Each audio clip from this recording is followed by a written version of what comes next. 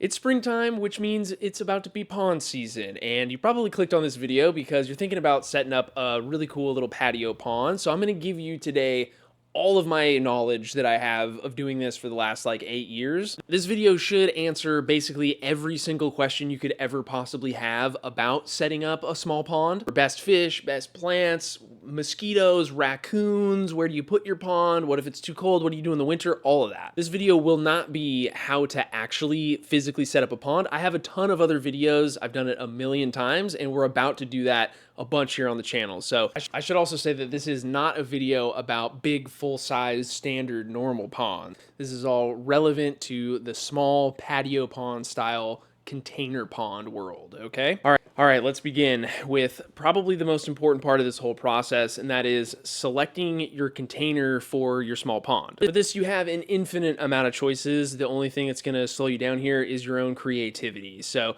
what I like to do is go for the less expensive pots that are just made out of plastic. The plastic's not gonna hurt anything, and a lot of them are in a pretty good size. So they're gonna range from like 10 gallons to 20 gallons for a lot of them, and they're probably going to be definitely under 30 bucks. I like to try and find ones that look good on the outside. They have some kind of an aesthetic that will match where I'm going to put it, and that also don't have a hole in the bottom. The pot that you really like might have a hole. It's just an extra step. You put a rock, silicone around it. There's a bunch of different ways that you can seal this thing up so it'll hold water. I also really recommend that you try and stay away from pots that are too skinny and tall, like a lot of them might be like that. It's just going to make it harder for you to have room to put in your pond plants later on. So try and find something that is like a happy medium of has enough space at the top. Like all of this will kind of make sense a little bit later. And something that also isn't too shallow, because depending on where you put it, the more shallow your water is, the more subject it's going to be to temperature fluctuations, which we'll also talk about. Once you got your pot selected, now you need to figure out where you're going to put this thing. And I think this is honestly the most important piece of the whole puzzle. It's kind of also the most boring, but it'll make sense. You definitely want your patio pond to be in a spot where you're gonna see it. So this depends largely on how like your backyard or your front porch or wherever you're gonna put this thing is set up. If you live in an apartment and you have a small deck, you can still totally do a patio pond. You're just gonna have to be more conscious of the space. But put this thing somewhere where you know you can enjoy it and that you don't have to go out of your way to look at it. I think that's an important part, at least for me. The second part of this whole thing is knowing where the sun is relative to your pond, because the sun obviously is the biggest influence on the whole system. If I were you, I would try and keep this thing as mostly in the shade as possible. You don't need a ton of light. Indirect sunlight is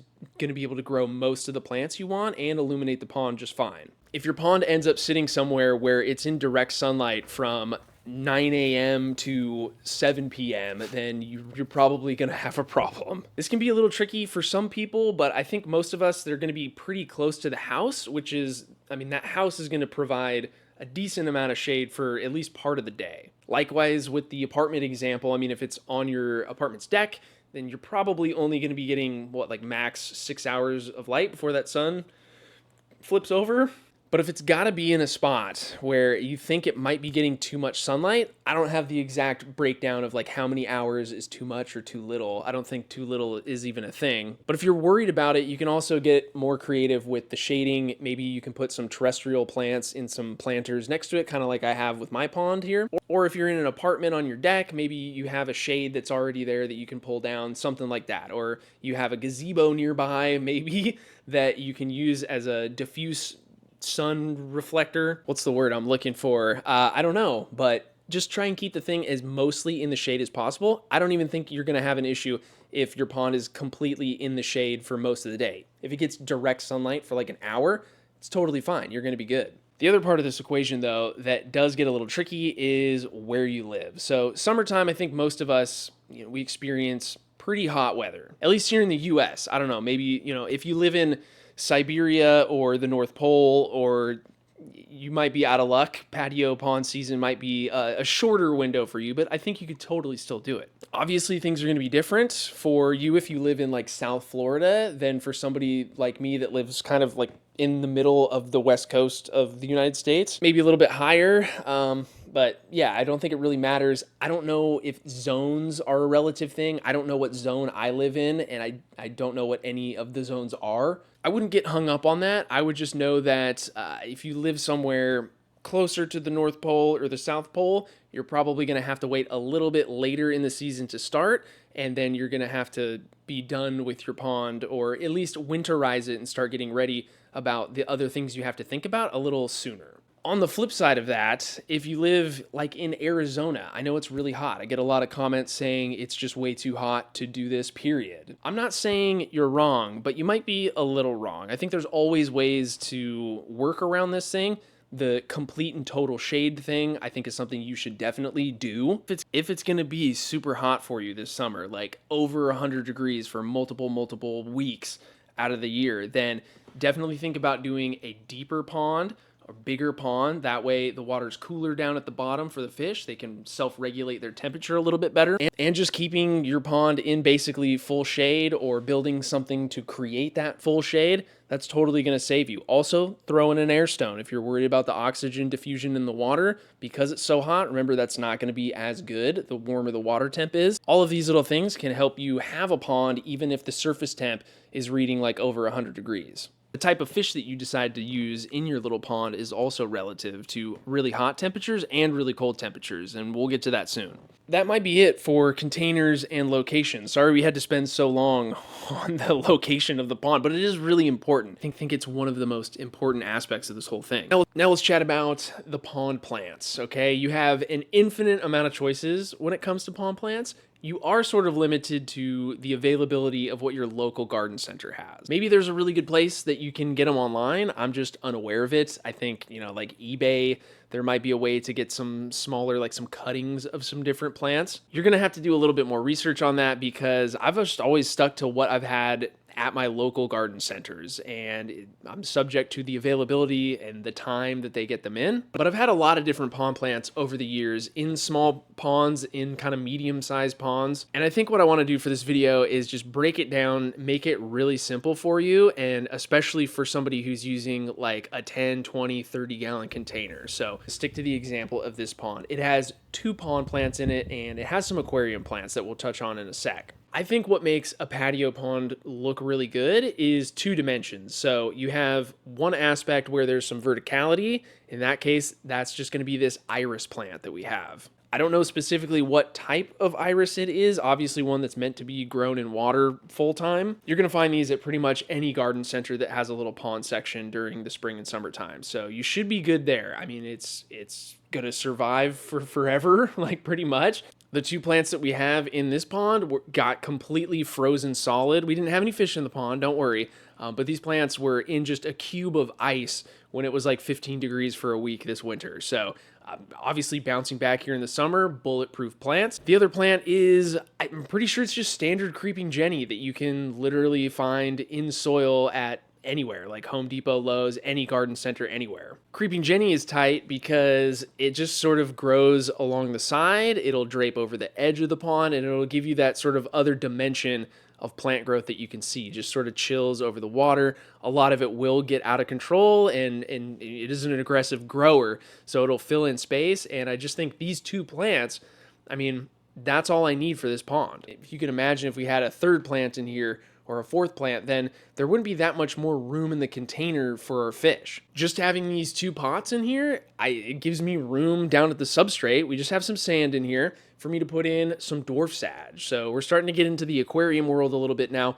Dwarf sage is a really good plant to put down at the bottom of your pond. It's going to grow in low light. It's going to grow in high light. If it's getting a lot of direct sunlight, totally cool. It's not going to completely melt off on you. It might a little bit in the early stages, but it's a really hardy plant. It's really perfect for this situation. And I mean, besides it being one of my favorite aquarium plants, it's also one of my favorite aquarium pond plants. I know I'm not giving you a ton of variety with the pond plants in this video, but I would say, you could try things like, another popular one is the papyrus plant. So it's going to be this kind of tall, skinny looking stem with a cool frond, I guess you'd say, up at the top. I've done those a bunch of times. There's also there's some big ones that you can find, but a lot of them are just that. They get really big. And so they also haven't been as hardy for me, although they will survive most winters, I think. if you're just dealing with like a little 10-gallon pond, you definitely don't want a huge like 4-foot papyrus growing out of the top of it. Or I mean, maybe you do. Like, that's up to you. Oh, and I almost forgot to mention, you might have this question. When you get a pond plant from a nursery, it's just going to come in like a solid pot with just holes on the bottom. You don't need to replant it. You can leave whatever type of kind of weird clay soil stuff they have in there. I like to just take these pots and stab them with a really small knife. I think you probably don't have to do that. I haven't done that in the past. Everything's just fine. But just to create a little bit more water flow, I like to do that. If you do want to get a little bit more involved, you can always pick up like some mesh pots from somewhere that are meant for aquatic plants. You can then put in any kind of media or substrate, right, that you want. I just picked up these at the garden center, and I think I'm going to try putting just like random aqua soil or contra soil that I have in buckets outside this year because I'm not using it for anything else. Or if you're looking to spend some more money, you could just go and you could buy actual like aquatic plant growth media. I think it's all kind of just the same stuff. There's obviously way more plants that you could experiment with and try that I didn't mention, but I think that's probably good for that section. I think we gotta talk about the fish now because you're probably most interested in that. When it comes to small fish for small patio ponds, you have a lot of choices if you live in Hawaii. If you're fortunate enough to live in such an amazing, beautiful place that has such stable temperature year-round, you could probably put whatever you want from the aquarium world in a small pond, right? At least you're just dictated by size, not really the environment or the temperature. But for the vast majority of us, we have some decisions to make, and it's all going to depend on the climate that our patio ponds are in. During the summertime, when it's really warm, you can kind of get away. You have more flexibility, right? You can get away with more. I've put like even cherry barbs in a pond where I know it's not going to get too cold at night. But really, when it comes to fish, you have a limited selection. Just kind of like you have a limited selection with most koi ponds, right? You got koi and you got goldfish, carp, whatever. In mini pond world, for the vast majority of us in sort of like a moderate climate, I think the best choice is, I promise this isn't a rice fish video, but it is the rice fish. I think for most of us, they're going to be just fine in the summertime. Depending on what your winter climate is like, the overwintering process may or may not work. So for me, like just this last winter, it froze over. It was like 15 degrees for almost a week.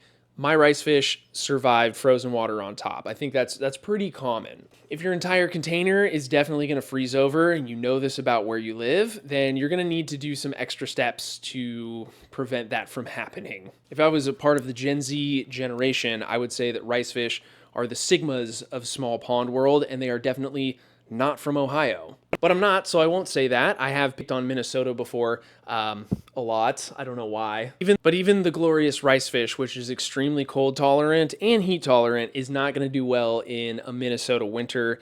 And you're going to have to either put your pond in the garage or you're going to need to pull your fish probably in mid-fall, maybe sooner. Because even the amazing, glorious, wonderful rice fish will not survive being completely frozen solid in an ice cube. But this is not a rice fish video.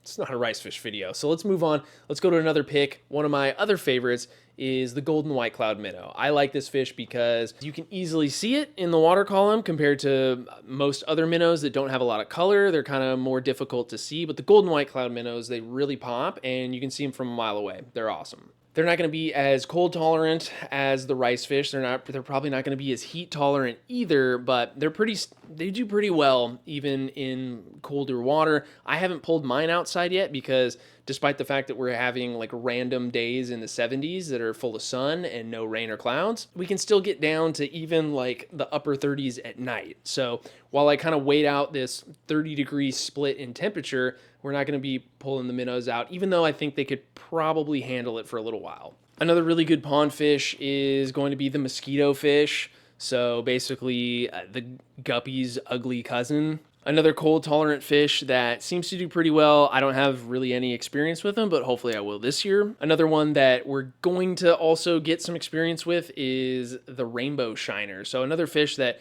is supposedly supposed to have like the best colors ever. They're also going to be a pretty good choice for, like a 15, 20-ish, 20, 30 gallon tank pond. Those are the 4 fish that really stand out in my mind as like the best choice for a small pond. Obviously, if you're dealing with a big stock tub, something that's 50, 60, 80, 100, 200. I mean, if you have a big pond, you can go into the goldfish world, you can go into the smaller koi fish, carp world. But when it comes to the small ponds that we're talking about in today's video, you're going to probably want to go to rice fish world, because rice fish are just the dopest fish. They're perfect for this setup.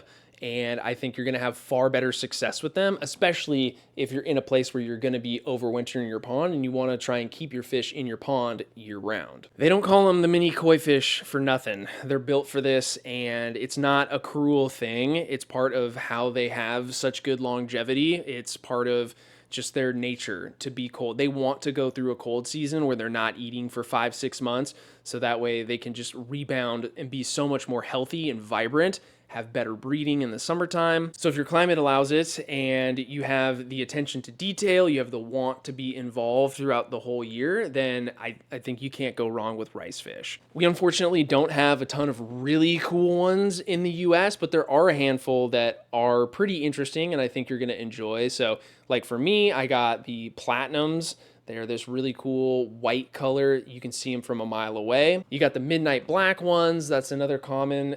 The yokihi, the all orange. Rice fish are kind of not the easiest fish to find, and they tend to be a little bit more expensive, I think, because they are not such a popular fish yet. So if your local fish store doesn't have them, and let me premise this with, I don't have any sort of financial affiliation with any of these companies. I might be friends with a couple of the dudes that personally, they have small businesses and they sell them. But like Aquahuna, I've gotten rice fish from them before. I know that like Aquatic Arts is another place that sells them online. I'm sure there's some other online fish stores where you can get these, but those are just the two that are like, they sit in my brain. These fish are going to be not as hardy as the ones that you get from a hobbyist or somebody that actually keeps them outside year round. And so for that, I got a couple choices. These are my buddies. But again, no like affiliate or anything. I'm giving you the sauce right now. You got Daku Aquatics, dude from South Florida, sells a bunch of fish and plants online. Keep in mind that's a South Floridian rice fish. So I'm not sure how cold those winters are, but I think they do get a little chilly. I'm sure they're going to be pretty robust fish. And then my dude Jackson at the Medaka Lair, you're going to be able to get some more rarer varieties from him, and he's from the Bay. So those winters do get a little bit chilly. I have a few of his fish. We're going to be keeping them outside year round starting this spring. And you're going to be able to get a little bit more variety from him, just like, I guess, some rarer ones. Just be prepared to spend a little bit of coin on your rice fish. They aren't the cheapest thing in the world, but they're not that expensive. I mean, from Aquahuna, you might be able to get them for, I think, $4, $5, $6 a fish. Is that expensive? I just love rice fish so much. I don't really care how much they cost. But yeah, enough about the fish world. I know it's not very many choices, but those are, I think, going to be your best bets when it comes to fish for your small pond. Oh, look at that, change your scenery. All right, so before we move into like the more of the FAQ, all the little random questions that I'll just kind of bang out here, I figured the last main theme that should be talked about it's kind of a two-pronged thing, but it's basically mosquitoes and pond security. They're kind of lumped into one, but mosquitoes, I think, deserves its own special thing. So a comment I've seen a million times: what about the mosquitoes? I think everybody has to deal with some level of mosquitoes. Where I live, there are mosquitoes. I think mosquitoes are pretty much everywhere, but we don't seem to have a ton of them, at least relative to what I've heard other people say. So if you live somewhere where there's a metric truckload of mosquitoes and a few fish in a pond aren't going to be able to handle it, I'm sure that's a thing that is real. At least for me, with the amount of fish that I have in my ponds, which isn't a lot. Sometimes it's only like 5 or 6 fish. I don't seem to have any issue with mosquito larvae hatching. I don't know if it's as simple as just add more fish and then your problem will be solved if you live in one of those places where there's an infinite amount. but all of the fish that we talked about will eat mosquito larvae. So you might see little wigglers from now and then, but you shouldn't see anything hatching at the surface. At least I don't think so, based on how I've lived my life and where I live my life. So if that's something you're concerned about, maybe do a little bit more research, maybe test it out and see. But there are some other options to deal with mosquitoes. There's some fish safe things.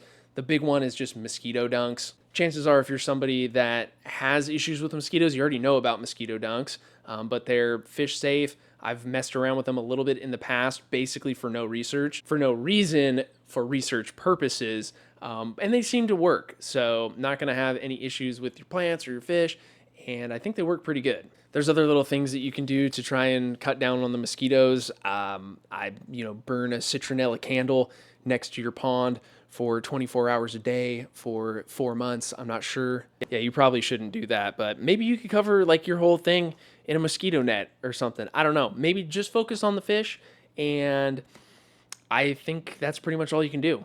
The other one that I wanted to talk about is the literal arch nemesis of all of these patio ponds, and that is the raccoon. Pond security is something that is also going to be dictated by where you live and the types of weird predators that you might have in your backyard. I know that my dude Daku has a problem with a type of bird that lives where he lives. That type of bird doesn't live where I live, hence it is not a problem that I have experienced. But I think most people have the raccoon experience, included. I mean, I've dealt with raccoons before. Is your backyard completely fenced? Do you have deer coming into your property? I don't know if deer would actually, they might come and like drink out of your pond. They might accidentally slurp up a fish, but I don't think they're going to be rooting around in it too much. I'm trying to think if I've ever had like a squirrel problem. Still, I've never seen a squirrel take interest in a pond, or even that many birds around where I live either. Like a blue jay might have taken an interest in one, but I've never seen like a crow attack my pond before. Anyway, I think the most relevant pond predator to most people, maybe you yourself, is that raccoon, okay? I have had raccoon problems in the past. There's sometimes not a lot you can do. I've gone as far as to create an entire like netted cage made out of PVC pipe that I put over my pond at nighttime. But that kind of sucks. Like, you're going to forget to do it one time, and maybe if you got enough of a raccoon problem, that might be the one time that everything falls apart. Those raccoons will get into your pond, they'll root around, they'll get their, they like to use their hands to dig for stuff. Maybe they got a water fetish.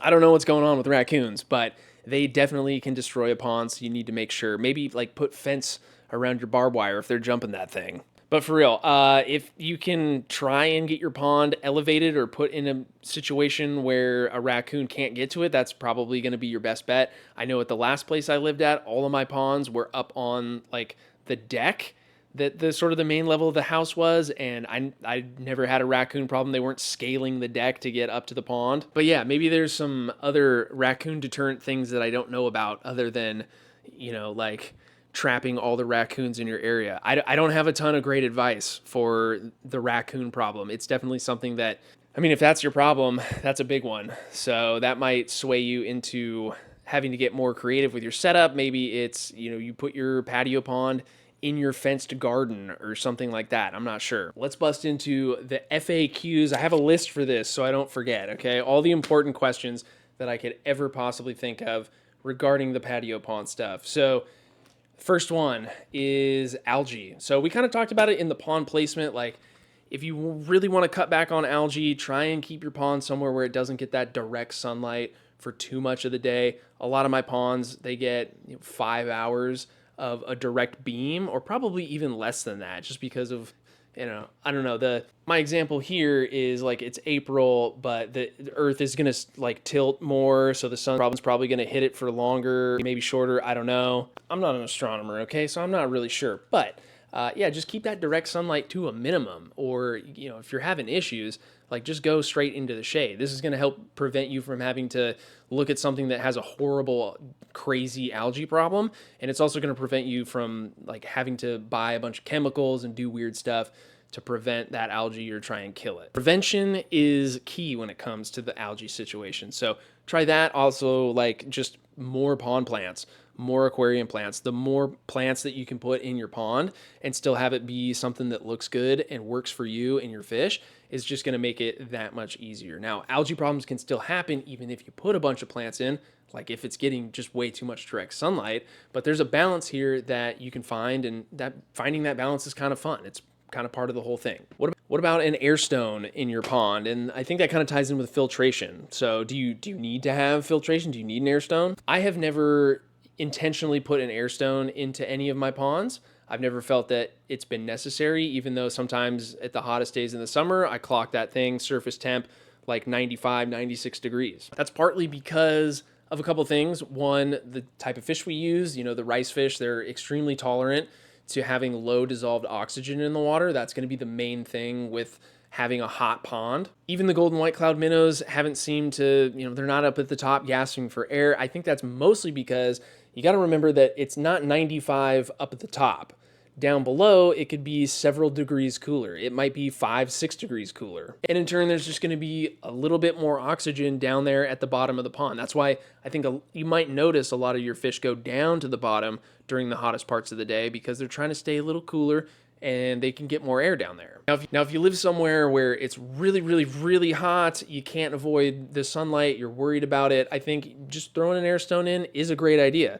There's battery-powered air pumps nowadays that you can use, so you can get away from having to have anything plugged in like I like to do. And basically the same thing goes for filtration. Like, if your pond is right next to an outlet and it's not a hassle, you can slap a little HOB on the side of it. I've done that before, kind of. That's going to provide you filtration. It's also going to help give you some water flow, which is always nice. A lot of these ponds do just fine without it, though. I think because the plants are so aggressive at pulling nutrients and things out of the water that you don't really need to have a bunch of dedicated space for the nitrification process. But on some of the ponds, if you're looking for a wireless way to move water because you just want to, like I do on this pond, you can always go with the kind of unreliable, way too expensive little solar pumps that you find on Amazon.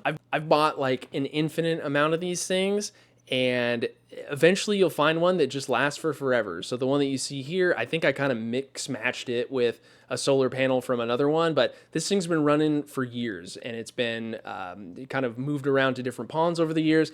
It's not on here for any other reason than me just liking it being on the pond. I don't think it really serves that much of a function here, but I think those are a good way to at least move water around, which is never a bad thing, like I said. And that's really all we're trying to do here, is just circulate the water a little bit better so that the plants can take out all the impurities and the things that we don't want to build up over time. Another one is rain. So I also recognize that some people live in places where it rains a lot in the summer. Maybe you live in a tropical location. That must be nice. I'm jealous. If it does rain a lot, there's a couple of things you can do. One, obviously, move it somewhere where it doesn't get rained on. Or you can even consider drilling a small hole in the side, kind of high up on the pond. I've done this a couple times. It does work. You do still want to kind of seal it with some type of mesh, because just like when the pond gets completely full and overflows, the fish can fall out of that just as easy as a little hole in the side. But that's another way to combat the rain and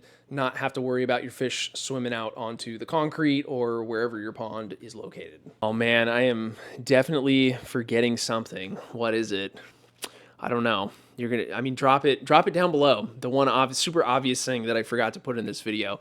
The last thing, though, that I could remember is, what do you do in the wintertime with your pond? Because so many people see this video or any of the pond setup videos. They see it whenever they see it. They see it in the spring, they see it in the summer, and it's like, is this a thing that you just set up for a couple months and then you get rid of and then make new every year? And so the answer to that is kind of yes, but also no. So it just depends on what the pond is to you. So for me in the rice fish, there was an opportunity to keep the fish outside and have these ponds live for, you know, the year, 2 years, 3 or 4 years, hopefully. And then some of the ponds are just not meant to do that. So it really just depends. Like the rice fish ponds, yes, the fish stayed out there, but all the plants that we put into those ponds didn't make it for one reason or the other. And then on the flip side of that, the pond that we've been looking at a lot in this video, we took the golden white cloud minnows out of there because I wasn't confident they were going to make it through the winter. And then the plants all survived, even though this thing just totally got frozen over. Because the plants survived, and because this thing wasn't like totally destroyed, it didn't get cracked by it completely freezing, we're going to recycle it and reuse it again this summer. And we're not going to make that many changes to it. We're probably going to put the same exact fish back into it and then just run it that way. So it really just depends. It depends so much on where you live and where your pond is located. I just don't think that I can give you the most personalized answer to what you should do in the winter, but I'll try. If you had your pond out all spring and summer and things went good and your fish are happy and your plants are happy and you want to keep it going, but you know because you live in Minnesota or Ohio or somewhere in the Midwest where you know it's going to completely freeze, you can move your pond into the garage. It might still get really cold in there, but if it's in the garage, it's definitely by some outlets. You can put a small heater in there. Or if you're more confident and you don't think it would completely freeze in your garage, maybe your garage is heated. I don't know. You could try just throwing an air stone in there so that it would prevent it from freezing, right? Like if it's gonna get so cold that nothing can survive, then just pull your fish out and don't worry about it. Even the rice fish. If it's causing you stress, I don't want you to be stressed out. So just pull your fish. You can still do all these things to prevent the pond from freezing. So maybe your plants survive.